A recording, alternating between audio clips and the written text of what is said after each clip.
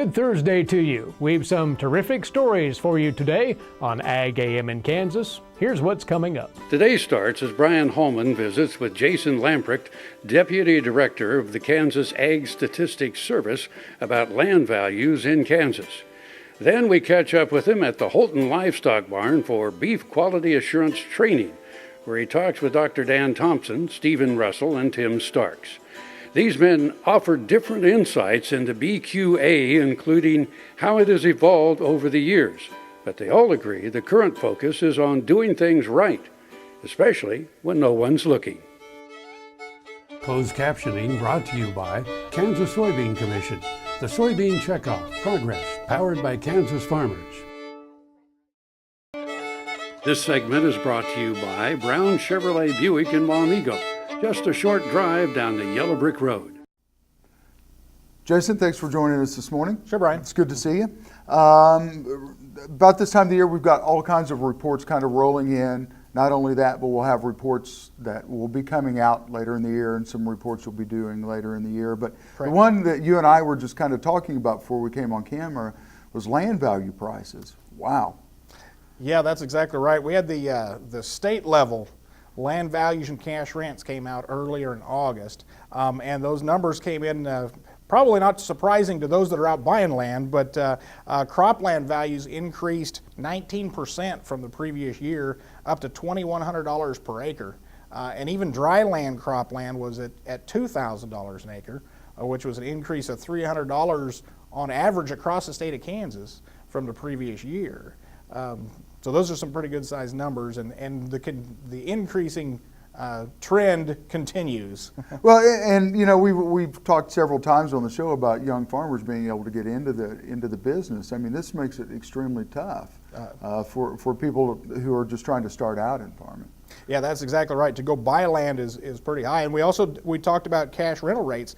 Irrigated cropland, just to rent it, was $137 per acre, and that's an increase of $18 for just 1 acre of irrigated cropland. So even if they were just going to rent land, it's not easy to get started. Well, here in the state, I know that we're growing here in the state, and of course our agriculture footprint is growing across not only the U.S. but across the world. Do you see the trend continuing as far as up?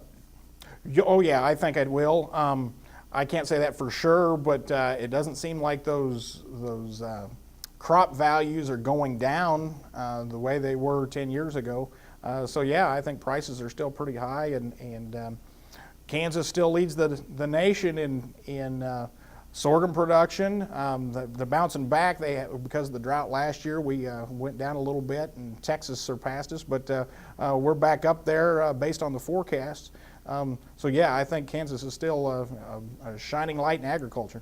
Other reports coming out in the next several months? Sure, yeah, and September's a big month where not only are we setting forecasts for the row crops, but the final numbers for wheat are going to be coming out by the end of September. The small grains report will be coming out at the end of September, and during the month of September we'll be doing our quarterly ag survey and our county estimates survey, both of those in the process of setting those final wheat numbers, not only at the state level, but then at the district and at the county levels also. So we want to remind everybody, if you get a call or get a form in the mail, please take the time to do that. Absolutely right, yeah. Matter of fact, it takes 30 good reports or 25% coverage for a particular county to be published. And one of the things that I run into is someone will call me and say, hey, your county estimate seems wrong. You know, why is that so low compared to what I received, and that type of thing. But really it comes down to we need as many reports as possible. Hog report also coming up? That's right. The 27th of September will be our quarterly Hog and Pig Report. And then we do our monthly cattle on feed every month too, and it'll be coming out in mid-September. Valley Vet Supply is devoted to providing information and professional quality products at reasonable prices. Valley Vet Supply. Welcome to the Topeka room of the Shawnee County Public Library. If there's anything I love better than researching and writing about history, it's sharing it with people. I've spoken to hundreds of groups throughout the nation on C-SPAN, on numerous documentaries, on different channels. And the sharing of your incredible history gives me so much pleasure, and I'd love to come and visit your group and share that with you. You can find me on Facebook. You can drop me an email, debbeisel@yahoo.com. You might even come in here to the library, and I'm sure they will always know where to find me. This hog is Hanover hoof for meal made from U.S. soybeans. Now, one hog isn't that impressive, but suppose we add another, and another, and another. Before long, you've got billions of hungry customers around the world all clamoring for the same thing. Our soybeans. Learn more about the billion-dollar appetite of animal agriculture at BeyondTheElevator.com. Brought to you by America's soybean farmers and their checkoff. Purple Wave is a proud supporter of the Kansas FFA through the Bid for Blue program. Purple Wave donates a portion of the proceeds earned on certain ag assets to the Kansas FFA. Winning bidders can designate a Kansas chapter to receive the donation. To date, Purple Wave is proud to have donated over $10,000. Visit purplewave.com to learn more and to place bids on Bid for Blue assets. Purple Wave Auction. Straight, simple, sold. Soil is the life of a farm, and for 25 years, SureCrop Liquid Crop Nutrition has helped growers produce abundant quality crops while preserving and improving the soils they steward. SureCrop offers complete soil and plant analysis with cropping recommendations, delivery direct to your on-farm storage, and quality crop nutrition custom blended for your field. Choose SureCrop for the assurance of excellence for your soil. Call today or visit their website for more information. This segment is brought to you by Tarwater Farm and Home. Come on by, we'll treat you like family. Good morning, welcome back to the show. We're at the Holton Livestock Barn, and we're doing a BQA training. And this is probably a little weird for Dan because Dan normally does the interviewing, and I'm going to interview Dan today. So we're doing BQA training through... Yeah, thank you for getting that B in there. I did. P is not, we're not doing pork. No, we're not doing pork. So the relationship between BCI and the Kansas Beef Council allowing you to come out and do some BQA training. How important is that? It's very important. The Kansas Beef Council has, through Stephen Russell, Charlotte Hughesman, Kevin Thielen, so many people that work there that we engage on a day-to-day basis. It's a partnership that the BCI probably as valuable a partnership as you could have. Mm-hmm. And without their support and without them working with us on a day-to-day basis, these types of activities like coming out here to Holton wouldn't happen. How does this make a producer better coming through this training? Well, first of all, most producers that show up to meetings are already doing a really, really good job. Right. And if they can come out and they can take away one thing or two things that they could go home and implement on their farm, whether it's for animal welfare or for animal health care or production or any of that, it's worth it, I think, to do these types of meetings. BQA is ever evolving, yeah, or is it something that kind of got a standard plan, let's kind of work this standard plan, or is it something that evolves all the time? It's always evolving. Animal welfare, beef quality assurance, it's nothing that's fluid. You can't eat the elephant in one bite. Right. And so we started out in the 80s with beef quality assurance of it, we wanted to make sure we did not have antibiotic residues going from the feedlot to the packer. Mm-hmm. And so it started out as a way or a kind of a HACCP or hazard analysis critical control point method scientifically to make sure we don't have antibiotic residues. And then it went to, okay, how do we prevent tissue damage from improper injection sites? And then it started getting into the animal welfare, castration, dehorning, environmental issues, pesticides. It really is that food safety, animal welfare, and environmental stewardship kind of triangle that serves as a template. Now, can we get it all in there at once? No. No, right. And so we just keep improving every day, adding things as they come along. It's built by veterinarians and producers for veterinarians and producers. So it's really common sense approach, but it's highly effective. Yeah, is this somewhere that the industry wants to go, or is this being pressured from consumers and manufacturers, or both? Well, beef quality assurance, I used to say how you emphasize those three words, will tell you about beef quality assurance. It used to be the quality assurance of beef. We don't have improper injection sites, and so it was the quality assurance of beef. Now it's the assurance of beef quality. And so is it for the consumer? Yes. Is it for the producer? Yes. That's what makes it so unique, is it not only, it goes both ways from the intersection of the consumer and producer. It's teaching the producer techniques and methodologies and best management practices to incorporate in raising their animals to produce wholesome, safe, nutritious beef products.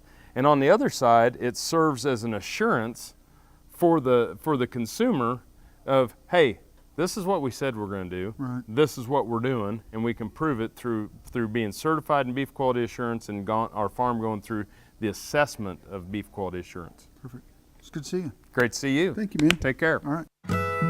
We've been using the multi-min on our donor cows, and after we started using it on them, we've seen a definite increase in grade number 1 embryos.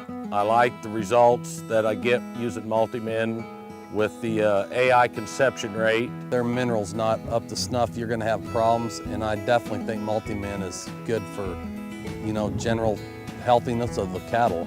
We think multi-min more than pays for itself. And now here's another gardening tip with Dave Jackson. The secret to a dark green, lush, healthy lawn begins with testing your soil for proper pH and fertility, planting high-quality, weed-free seed, and applying the correct fertilizers and herbicides at the proper time. Let Jackson's and Fertilome products help you succeed with your lawn. Our Tri-Power Turf Type Fescue is 100% weed-free and on sale now. Stop in for answers to all your lawn questions and get a great deal on our Tri-Power and new lawn starter. Dr. Dan here. Whether I'm driving up and down the roads covering the state of Kansas, or I'm getting between Riley and Manhattan for my job, I'm driving a Ford truck. I'd like you to come out and visit my friends here at Dick Edwards Ford. They have a truck that'll suit your needs, whether you're looking for power with a Power Stroke diesel, or if you're looking for fuel efficiency with the new EcoBoost engine, they got a truck that's just right for you. They're located 2 miles east of the Town Center Mall in Manhattan, Kansas, and they'll bend over backwards to help you. And I'll see you down the road. Tallgrass Commodities offers producers bulk commodities at a reasonable price with reliable service throughout the whole Midwest. To find out more about Tallgrass Commodities, visit tallgrass.us or call 785-494-8484. American innovation is being driven in places you might not expect by people like Brent Hayek, an Oklahoma family farmer, who recently set a world land speed record in a Ford Super Duty pickup truck powered by renewable B20 biodiesel. Advanced performance is here, now, putting America on the fast track to more jobs and energy independence. Biodiesel, America's advanced biofuel. This segment is brought to you by the Kansas Association of Wheat Growers and the Kansas Wheat Commission. Together, we are Kansas Wheat. Thanks for staying with us this morning. We're in Holton, Kansas at the Holton Livestock Barn. We're joined by Stephen Russell. It's good to see you again. Hi, Brian. Thank you. How are you? I'm doing well. Stephen is with the Kansas Beef Council, and you're kind of putting on the BQA deal that's going on tonight with Dr. Thompson. And I think he said 160 some participants coming in tonight. How does this make beef production in the state of Kansas better? Well, Brian, I appreciate you coming up this evening. And when we have these meetings, I really like to start and tell producers that beef quality assurance and the BQA program is about doing things right, even when no one's looking. And it's a way that we run our businesses in a principled way. And so if you start with that at the top and just think down the chain of, if I'm doing this right and producing a quality product, then that consumer at the end is going to enjoy that quality product and have a clean conscience while they consume it. Well, and you know, Dr. Thompson preaches all the time about doing what you said, doing what's right when nobody's looking, but people don't look all the time, and producers here in the state of Kansas are still doing the right thing. It can't be the easiest thing to do. Well, that's right, and I think the thing to remember about BQA and about farming and ranching is that it's a learning experience every day, and what we do today can maybe be improved tomorrow. And so if we think of in the terms of continuous improvement, I think that's the mindset we need to have in this industry, because we have a moving target. Right. And that consumer out there, whether it's the millennial that is now on their own learning to cook and learning to grocery shop, or if it's the baby boomer that is has more income and is uses more discretionary thinking when they purchase their product. We have to please being all a little of those more people. select on right. the products that they're buying. That's yeah. right. So we have to keep all of those consumers in mind when we are working out here on a daily basis on our farms and ranches. And I got to talk to Dr. Thompson about this. The relationship between BCI and Kansas Beef Council, it goes hand in hand. Absolutely. You know, the Kansas Beef Council administers the checkoff funds in Kansas, and it is governed by 29 farmers and ranchers across the state. And so their input goes into how the beef checkoff funds are spent. We've got a great working relationship with the Beef Cattle Institute and the knowledge and the resources that BCI has available, and we appreciate that relationship. And specific here tonight, it's good to also have the local groups on board with the Jackson County Livestock Association and the Jackson Heights FFA Alumni Group. Well, having Kansas State and BCI so close, does it make Kansas producers a little step ahead, I guess, in the game when it comes to BQA? I sure think so. You know, if you want to learn, you go to the teacher, right? And I think we've got a great set of teachers at the Beef Cattle Institute, and really the center of knowledge there, and we do appreciate having their skills and just all the resources available there to us. Well, we want to remind everybody, if you're a producer, that you get in and this is what your checkoff dollars go to, is helping fund some of these things going on tonight, like the BQA training. If you haven't gone to the BQA training, you can go, I'm assuming, to the Kansas Beef Council website. That's correct. And find 3 or 4 more dates, I think, are what's right. going on. Some dates coming up in the middle of September that you can go out and get trained. That's right. It's good to see you. Thank you, Brian. You're very welcome. At Wildcat Feeds, the only feed that matters is yours. We'll help you manage your feed costs with our custom blended nutrition. For more information, visit us online at wildcatfeeds.com and call us today for our current mineral specials. Welcome to the Topeka room of the Shawnee County Public Library. This room is dedicated to local history, local authors, Kansas history, and is just a treasure trove of information and good literature. I'm Deb Beisel, your co-host for Around Kansas, and I'm very proud to be part of this room in many ways. I want to point out a few of the works that I have here. One of them is The Civil War in Kansas, which just came out last year, and that's an overview of the 10 years of turmoil that divided Kansas and Missouri. The Day Dixie Died, written with Tom Goodrich, is the aftermath of the Civil War in the South, and it's a pretty depressing book, honestly, but it's very good history and very little-known history. Likewise, The Darkest Dawn was the aftermath and the impact of the Lincoln assassination on the country. It's a very important book. I'm real pleased to have been part of that. Kansas Forts and Bases just came out earlier this year, and my co-author was my good friend Michelle Martin. And that's not just how big these bases were or how long they lasted. It's the stories of the people who served there and continue to serve today. So please come to visit the library, stop in the Topeka room, pick up one of these, or you may find those at any of your local book outlets or online, of course, and you can find me on Facebook. I'd be happy to visit with you some more. Tar Waters has what you need for all seasons for around the farm and home. Working, hunting, growing, feeding, snow removal, even fun for the kids. And a service department with experienced techs to help keep your equipment in top running condition. Tar Waters has a huge selection and the best prices. Tarwater Farm and Home, family owned and operated since 1978. They have what you need. The Kansas State University College of Veterinary Medicine is a leader in food animal research and education. Our researchers are constantly expanding the knowledge of animal health and food safety. Through the Veterinary Health Center and the Kansas State Veterinary Diagnostic Lab, we provide practical services for animal producers.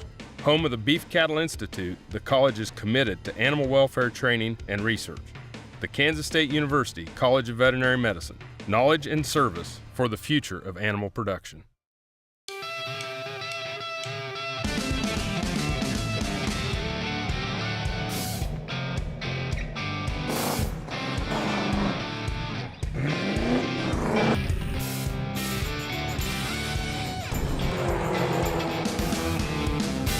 This is the fast track to more jobs and America's energy independence.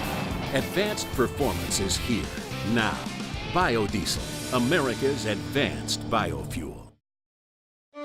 This segment brought to you by the Kansas Soybean Commission, the Soybean Checkoff, Progress, powered by Kansas farmers. Good morning, welcome back to the show. After a few technical difficulties, we're finally back on the air here with you, so thanks for staying with us.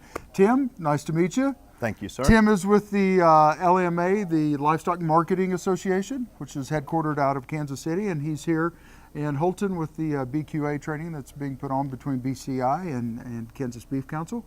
A lot of numerals and letters in there. So, that's right. So let's talk about LMA and the important role that they play in ensuring that livestock auctions like where we're at here in Holton continue to survive and thrive. The main mission of the LMA, we are the national trade organization that represents the fixed facility livestock markets across the United States. And of course, one of our primary goals is to keep our members on the cutting edge as far as proper animal handling techniques and BQA concerns that our customers and our consumers have. Well, it never fails when something bad happens or a piece of video gets out. It always seems it's either at a producer or at a livestock barn, and you've got to keep your members up to date on making sure that they're handling cattle in a proper fashion, so none of those things happen. Is that part of That is part of what we do. We're taking a very proactive approach. Obviously, we don't want to see any of these things show up on the 5 o'clock news, Right. And so we take a very proactive approach with our membership. And obviously, there's new techniques and new training methods that's made available all the time, and so we just want to provide that information to our members and have them do the very best job they can with proper handling of these animals. What are some of the big issues facing this industry? I mean, there's several here in Northeast Kansas by where we're at. There's a lot of cattle in the state of Kansas. I know a lot of cattle come through this sale barn. What are some of the issues you guys face? Well, obviously the industry struggled the most the last 2 or 3 years with drought that started in the upper Midwest and moved across, and we've got declining numbers, so obviously our member markets have less numbers of animals to work with in their businesses, and we're trying to get that behind us. And these BQA concerns are obviously on the very much on the cutting edge, and as well as some concerns with the agencies that regulate what we do, and trying to get some of those regulations brought up into more modern times. What's kind of the office's stance on animal ID? We have been behind the animal disease traceability framework as it's written. We obviously have a very diverse membership. You know, when we represent members from all 50 states, right. There's a lot of differences. You know, the cattle in the Northeast are handled completely different from those in the Midwest. So one of our primary goals has been try to keep that framework simple enough that we can apply it to all of our members across the United States, and then go to the individual states, work with them, and try to make this program as pain-free as we can for everybody at their location. The people at the sale barn, how much educating are they doing to their members or their customers out in the community on BQA, withdrawal dates, all of that stuff? Yeah. I mean, is that part of what their job is too? Part of those things are obviously our responsibility. Meetings like we're having here tonight, I've been told there's like 160 customers that are going to attend this meeting tonight, and it's an opportune way to provide the information to them and just let them know that it's a concern, and we've got to put a fresh face on the industry and make sure that we're doing things right. Perfect. Thank you for your time. It's very nice to meet you. You bet. Closed captioning brought to you by Kansas Soybean Commission, the Soybean Checkoff, Progress, powered by Kansas farmers. We'll have plenty more for you tomorrow here on Ag AM in Kansas. We're here every weekday, same time, same station. Or look for us on the web at agaminkansas.com. Eric Atkinson here for K-State Research and Extension.